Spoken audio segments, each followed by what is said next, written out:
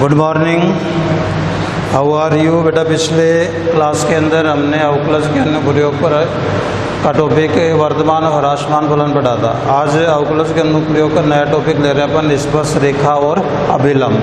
तो स्पर्श रेखा और अभिलंब के बारे में यदि अपन देखें तो स्पर्श रेखा और अभिलंब जो होता है कि जैसे एक वक्र है y बराबर एफ अक्ष,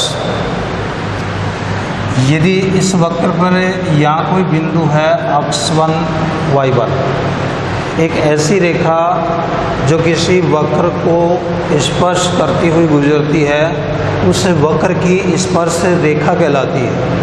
तो ये जो रेखा है ये भी बिंदु x1 y1 पर इस वक्र को स्पर्श कर रही है, इसको स्पर्श कर रही है, तो ये क्या कहलाएगी, इसकी स्पर्श रेखा कहलाएगी। तो ये तो हो जाएगी स्पर्श रेखा। इसके बाद यदि उस स्पर्श रेखा पर कोई लंब यदि डाला जाए तो वो जो लंबवत रेखा होती है वो क्या कहलाती है, अभिलंब कहलाता है। हमने पिछली क्लास के अंदर, जूनियर क्लास के अंदर ये पढ़ा था एक बिंदु से गुजरने वाली सरल रेखा का समीकरण, और एक बिंदु से गुजरने वाली सरल रेखा का समीकरण था y माइनस y1 बराबर m into x minus x1, जहाँ x1 y1 उस बिंदु के निर्देशांक हैं जिससे दी गई रेखा गुजरती है और m उस रेखा की प्रवणता है। तो ये तो निर्देशांक ज्यामिति में थी प्रवणता, और अवकलन गणित के अंदर प्रवणता जो होती है वो प्रथम क्रम का अवकलज dy/dx है, ये क्या कहलाता है, इसकी प्रवणता कहलाता है। और चूंकि अपन देख रहे हैं कि ये जो स्पर्श रेखा है ये भी तो एक बिंदु से गुजरने वाली रेखा ही है, तो जो एक बिंदु से गुजरने वाली रेखा का समीकरण है उस समीकरण के अंदर m की जगह हम अवकलन के अनुसार प्रवणता dy/dx यदि रख दें तो हमें एक समीकरण प्राप्त होगा y माइनस y1 बराबर m की जगह हो जाएगा dy/dx। इस dy/dx का जो मान वो बिंदु x1 y1 पर और इंटू x माइनस x1, ये जो समीकरण हमें प्राप्त हुआ है ये समीकरण स्पर्श रेखा का समीकरण कहलाता है। ये तो हो जाएगा स्पर्श रेखा का समीकरण। इसके बाद जब दो रेखाएं एक दूसरे की लंबवत यदि होती हैं तो उनकी प्रवणताओं का जो गुणनफल होता है m1 गुणा m2 बराबर -1। यदि m1 स्पर्श रेखा की प्रवणता हो और m2 यदि अभिलंब की प्रवणता हो तो यहाँ m2 बराबर क्या आएगा, -1/m1, क्योंकि ये दोनों एक दूसरे के लंबवत ही तो हैं। लंबवत तो इनकी प्रवणता का गुणनफल क्या होना चाहिए, -1। स्पर्श रेखा की प्रवणता यदि m1 माने, अभिलंब की प्रवणता को यदि हम m2 माने तो m1 गुणा m2 बराबर -1, और इससे m2 बराबर हो जाएगा -1/m1, जहाँ m2 क्या है, अभिलंब की प्रवणता। तो इसलिए अभिलंब की प्रवणता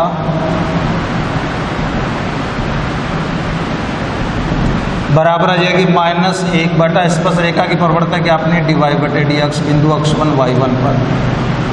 और यदि ये जो एक बिंदु से गुजरने वाली सरल रेखा है, इस एक बिंदु से गुजरने वाली सरल रेखा में m की जगह यदि अपन वो मान रख दें तो अभिलंब का समीकरण, तो अभिलंब का समीकरण हो जाएगा y माइनस y1 बराबर -1/dy/dx बिंदु x1 y1 पर इंटू x माइनस x1, ये अभिलंब का समीकरण आपको प्राप्त हो जाएगा। तो ये तो हो गया स्पर्श रेखा का समीकरण, ये हो गया अभिलंब का समीकरण। अब हम ज्ञात कैसे करते हैं, स्पर्श रेखा का समीकरण कैसे ज्ञात करते हैं, अभिलंब का समीकरण कैसे ज्ञात करते हैं। तो जो वक्र का समीकरण हमें दिया जाता है, आपको वक्र का समीकरण दिया जाएगा और किसी बिंदु के निर्देशांक दिए जाएंगे जिस पर स्पर्श रेखा और अभिलंब का समीकरण ज्ञात करना है।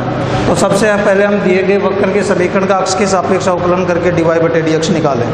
उस dy/dx में बिंदु के निर्देशांक रख के प्रवणता का संख्यात्मक मान ज्ञात कर लें, और इसके बाद इस सूत्र के अंदर x1 और y1 जो बिंदु के निर्देशांक वो मान रख दें। dy/dx जो स्पर्श रेखा की प्रवणता हमने ज्ञात की वो मान रख दें और इसे सरल कर लें, वो स्पर्श रेखा का समीकरण हो जाएगा। और जो स्पर्श रेखा की प्रवणता हमने ज्ञात की है उस प्रवणता से हम -1/dy/dx यानी उसका व्युत्क्रम करके निशान चेंज कर दें, और वो मान फिर हम इस समीकरण के अंदर यदि रख दें, x1 y1 का मान रख दें, -1/dy/dx का मान रख दें, और इसे सरल करें तो जो मान आपको प्राप्त होगा वो अभिलंब का समीकरण प्राप्त हो जाएगा। इसके बाद स्पर्श रेखा के लिए 3 कंडीशन होती हैं।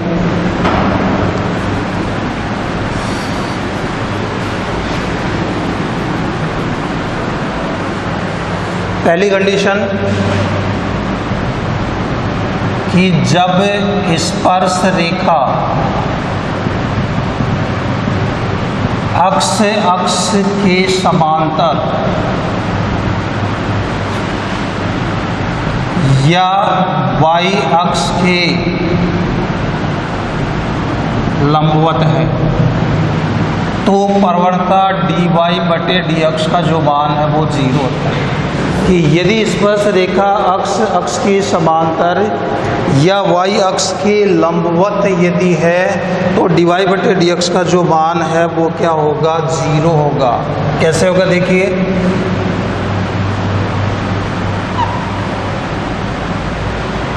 ये मान लीजिए x एक्सिस है और ये y एक्सिस है।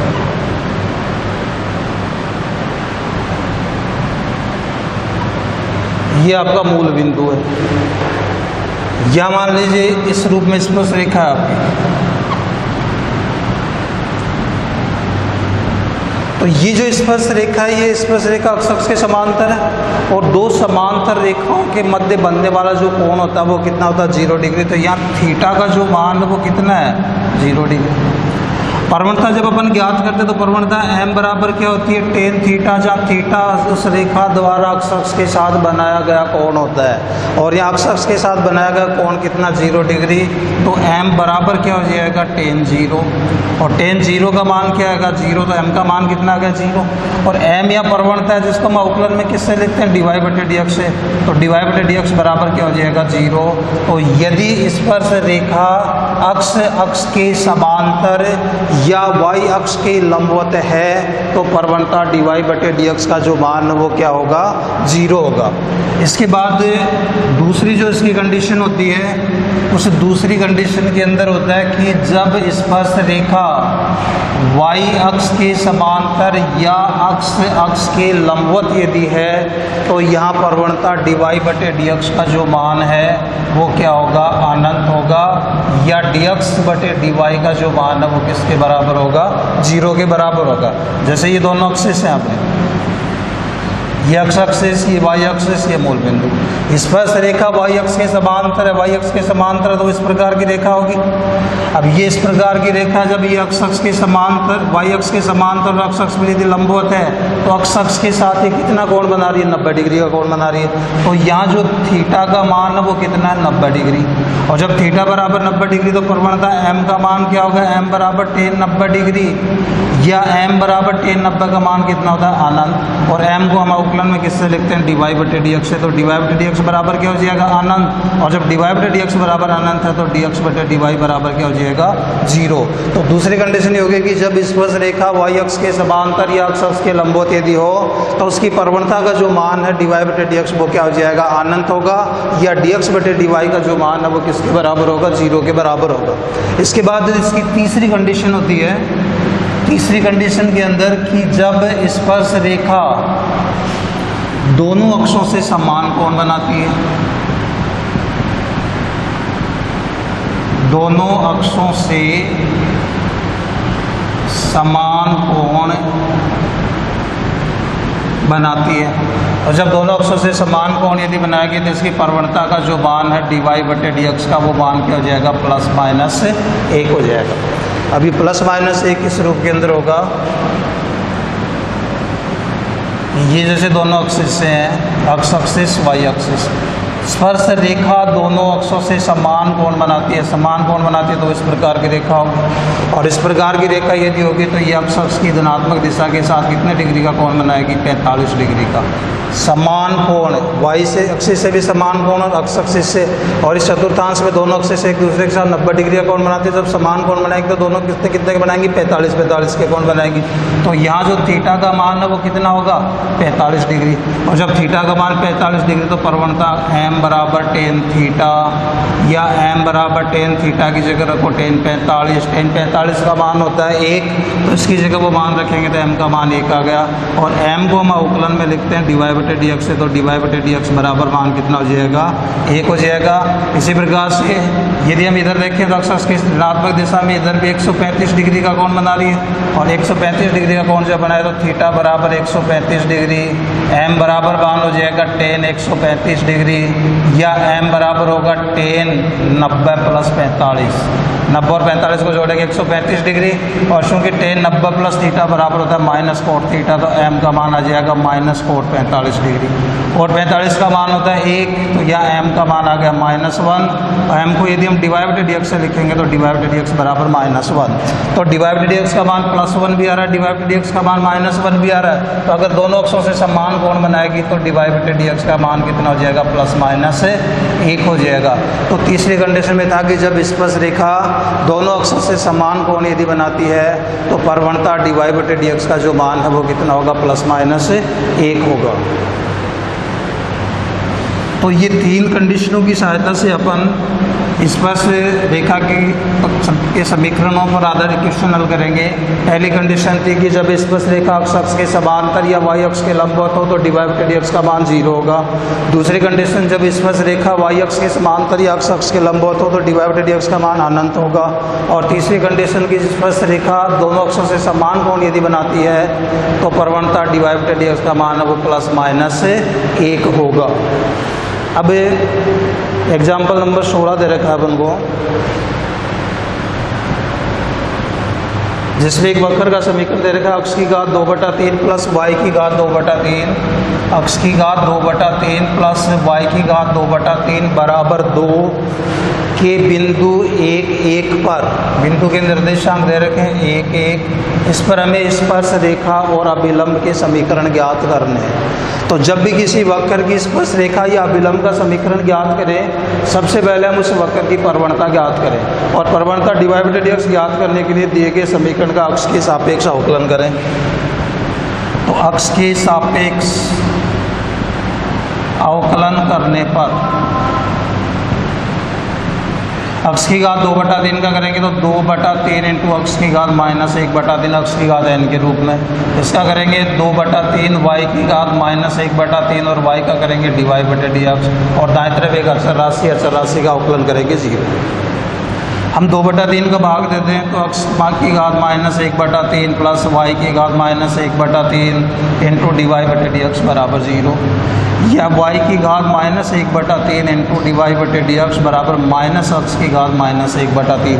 तो इससे dy/dx का मान, तो dy/dx बराबर हो जाएगा माइनस अक्ष की घात -1/3 बटा y की घात -1/3, या dy/dx बराबर जो मान है वो कितना हो जाएगा, माइनस y की घात 1/3 बटा अक्ष की घात 1/3। ऋणात्मक घात को धनात्मक घात में बदल दिया। अब ये जो प्रवणता थी, इस प्रवणता का हम दिए गए निर्देशांकों पे मान ज्ञात करें। तो dy/dx का मान बिंदु के निर्देशांक 1 यानी अक्ष की जगह से 1 रखें और y की जगह 1 रखेंगे तो -1/1 की घात 1/3 बराबर ये मान आ जाएगा -1। ये स्पर्श रेखा की प्रवणता आ गई। जब ये स्पर्श रेखा की प्रवणता है तो स्पर्श रेखा का समीकरण ज्ञात कर लो। तो स्पर्श रेखा का समीकरण y-y1 बराबर dy/dx दिए गए बिंदु x1 y1 पर इंटू x माइनस x1, मान रखे y की जगह y रख दिया, y1 का मान 1 है आपके पास रख दिया, dy/dx का मान हमने -1 निकाला वो मान रख दिया, x की जगह x है, x1 की जगह 1 है। तो y-1 बराबर -x + 1, इस अक्ष को यदि लाएंगे तो x + y, ये -1 पहले से ये हो जाएगा तो -2 बराबर मान 0। ये तो क्या हो जाएगा, स्पर्श रेखा का समीकरण हो गया। अब ये स्पर्श रेखा का समीकरण हो गया तो हम अभिलंब का समीकरण ज्ञात करें, और उसके लिए पहले ज्ञात करेंगे हम अभिलंब की प्रवणता, जो बराबर होती है -1/dy/dx बिंदु x1 y1। क्योंकि dy/dx का मान -1 है तो -1/dy/dx, इसका उल्टा निशान चेंज करेंगे तो क्या आ जाएगा +1। और ये बात जब अपना आ गया तो अपन ज्ञात करें अभिलंब का समीकरण। तो अभिलंब का समीकरण जो होगा y माइनस y1 बराबर -1/dy/dx बिंदु अक्ष 1 y1 पर इंटू अक्ष माइनस अक्ष 1। मान रखें y1 का मान 1, -1/dx का मान 1, अक्ष माइनस अक्ष 1 का मान 1, या y माइनस 1 बराबर 1 से गुणा करेंगे तो अक्ष माइनस 1। ये अक्ष से ये 1 से 1 कैंसिल हो गया और इसके बाद आपका मान आ जाएगा y अक्ष का गलाओगे माइनस अक्ष बराबर 0, माइनस यदि गुणा कर देंगे तो अक्ष माइनस y बराबर 0। ये तो हो जाएगा आपके अभिलंब का समीकरण और ये हो जाएगा आपकी स्पर्श रेखा का समीकरण। इसके बाद थैंक यू, धन्यवाद।